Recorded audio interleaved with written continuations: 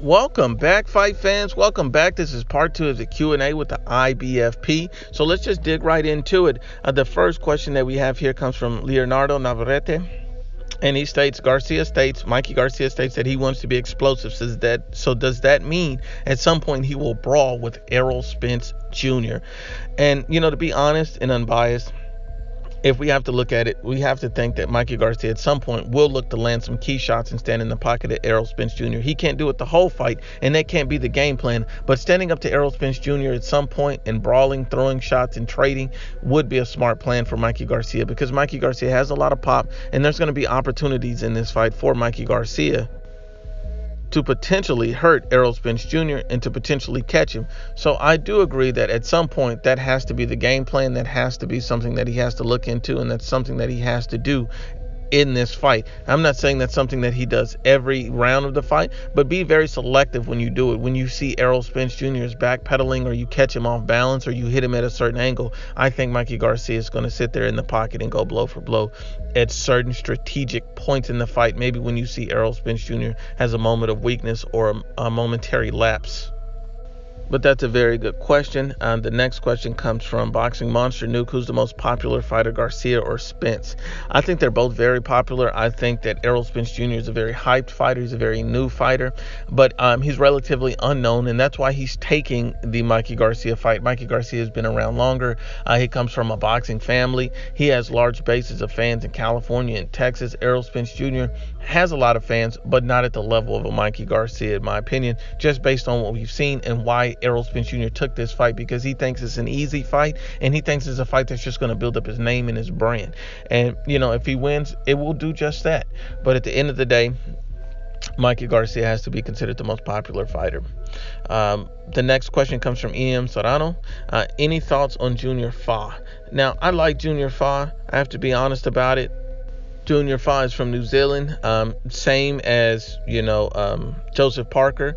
So Junior Fa is an interesting prospect, an interesting fighter, and we'll see how he develops. I think Junior Fa is very, very interesting. He's someone to watch.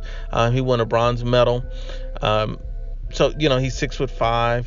So he has some very good attributes. He's a heavyweight and he's up and coming. So Junior Fa is a guy to watch from this point on out. Great question. Next question, how much will Mikey Garcia be making for this fight, and how much will Errol Spence be making for this fight? That's a very interesting and good question. We know since it's on pay-per-view, it's going to be large amounts of money. I don't believe that those figures have been released as of yet, but typically they're released after the fight. But I have not seen anything to show that these guys' wages have been released pre-fight at this point. I haven't seen anything to that nature. That's a very good question. The next question comes from Alexander Anderson.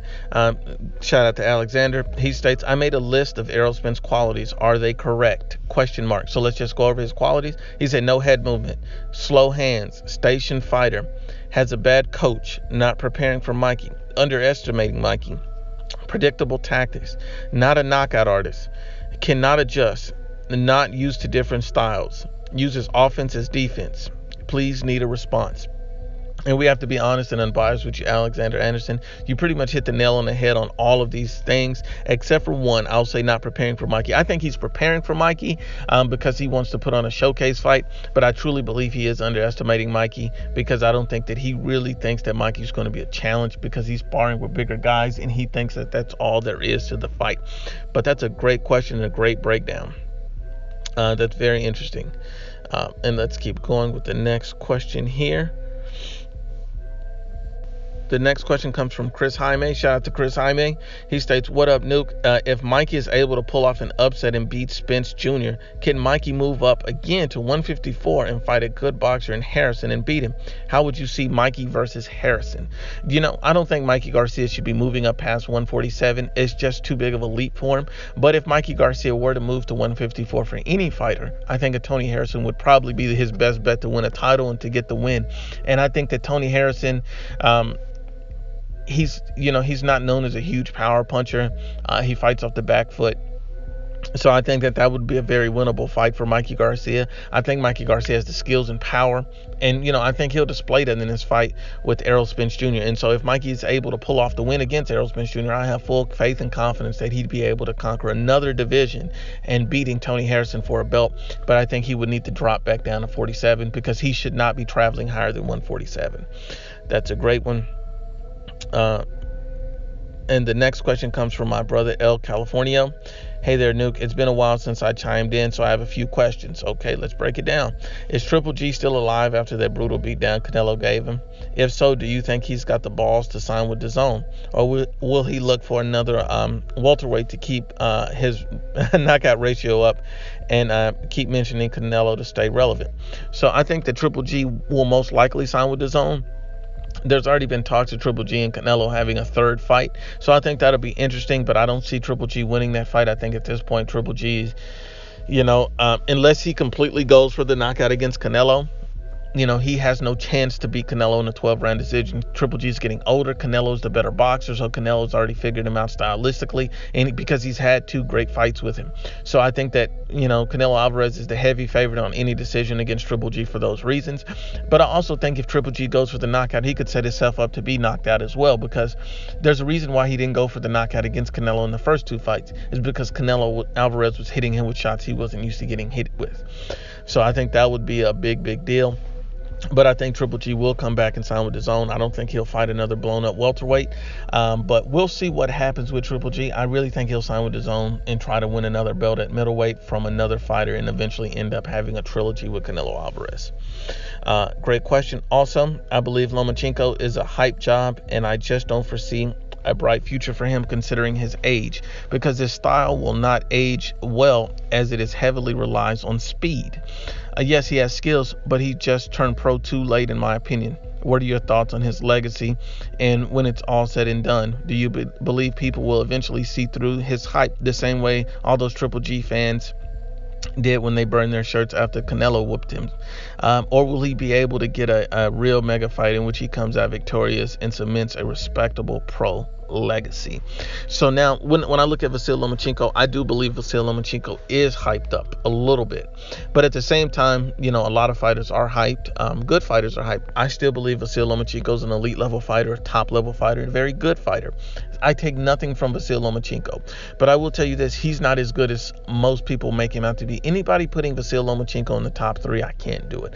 And the reason why is because I can't rank him over Terence Crawford, Canelo Alvarez. It's because when you look at those type of fighters, you see these guys not only have skill sets, they win against fighters in their own natural weight classes. When you look at a guy like Vasyl Lomachenko, what is his best win? Would you say it was the Rigo win against a small Rigo moving up in weight? You can't give him credit for that. He lost to Orlando Salido. He did turn pro very late in his career, which is hurting him, because at this point he could have been miles ahead. He is relying on speed, and as his career goes on and he ages, he's going to slow down. He's already being hit flush by a Jose Pedraza who made him look human. He made him look beautiful. And Jose Pedraza is not an elite level fighter. He's a CB level fighter at best. And Jose Pedraza gave him a hard fight.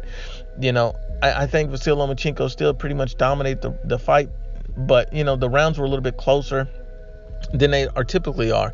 Vasyl Lomachenko is a very good fighter, but he was already dropped by Jorge Linares, who's never been an elite level fighter, who's been a good fighter, but not elite. And so when you put Vasyl Lomachenko up there, he can't move up to 140 pounds because that may just be too big for him. So who can he realistically fight? Tank Davis won't fight him. So I give him that credit. But then at the same time, Vasyl Lomachenko had a chance to put a stamp on his legacy when Manny Pacquiao was willing to fight him, and he avoided the fight. I cannot give Vasyl Lomachenko a pass for avoiding a fight with Manny Pacquiao. That would have been a tremendous fight. That would have been a fight that would have truly helped his legacy, because it wouldn't have been a small fighter. It would have been a Hall of Famer, and if he was able to beat him convincingly, then I would have gave Vasyl Lomachenko all the credit in the world. The fact that he intentionally mentioned that he avoided that fight and said he wouldn't get credit for it, but yet you took the Rigo fight and you're not getting credit for it. At least you would have fought a fighter that was just as big and strong as you, if not bigger or stronger, and yet you chose to miss out on that. Manny Pacquiao's still a threat to anybody. So the fact that Vasyl Lomachenko avoided that smoke really bothers me. I just don't know if Vasyl Lomachenko, what's his next big fight? who is his next big challenger mountain to climb? Because, Richard Comey can't be it. If Mikey Garcia doesn't go back down and he wins or stays at 47, then what happens to Vasyl Lomachenko? Who does he get to fight? Because, if he takes a loss or fights a guy like Teofimo Lopez, that's a real threat to his career. That's a real threat. Believe it or not, Teofimo's a real threat. I would still favor Vasyl at this point because Vasyl has a lot left in the tank. He is very skillful. But I'd favor Vasyl.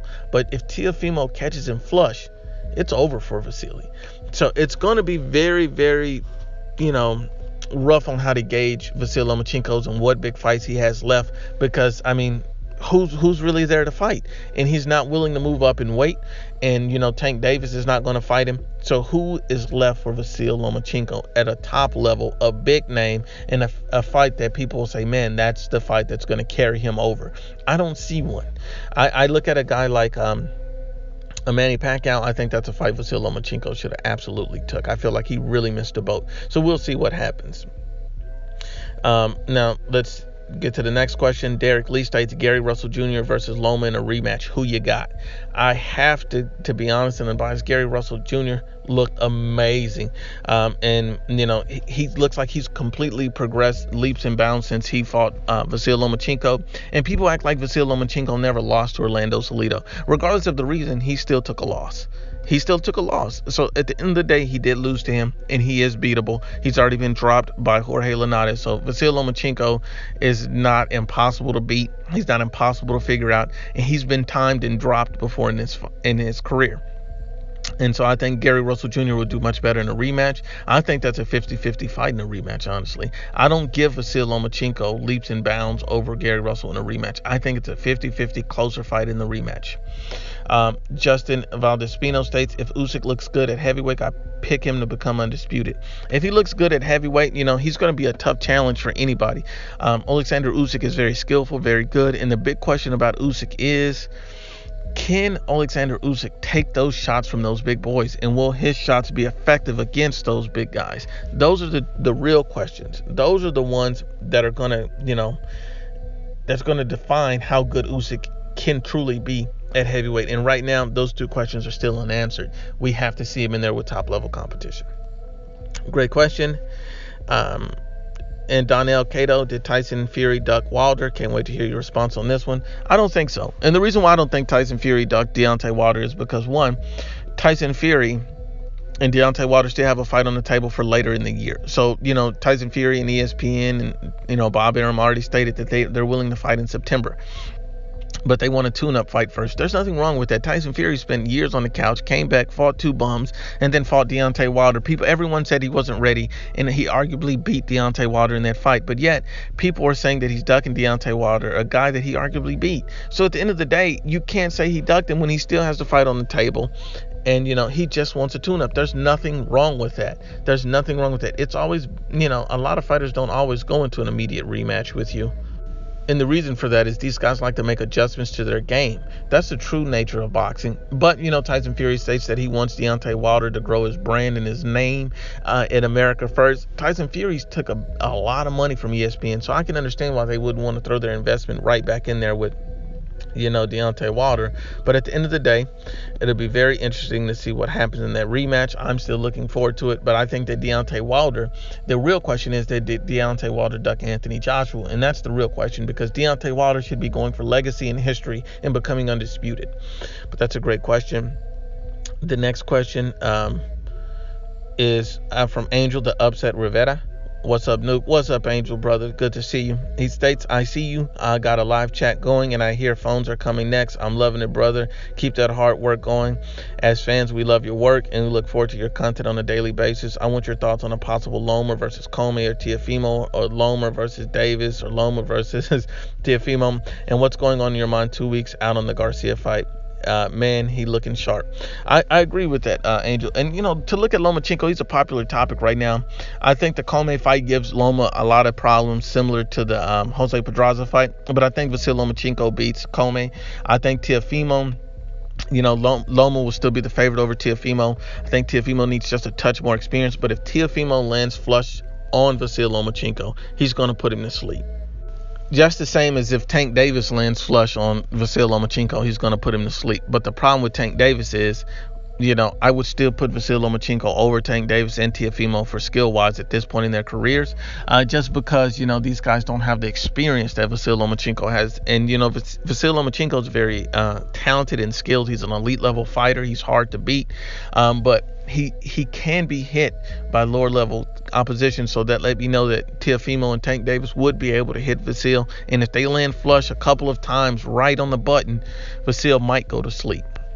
But yes, that's true. As far as my thoughts, a few weeks away from the fight with Garcia, I've been watching a lot of his footage, and the sparring and all this stuff isn't really open to the public and access. But you can tell that Mikey Garcia, his body's changed. He's looking big. He's looking sharp.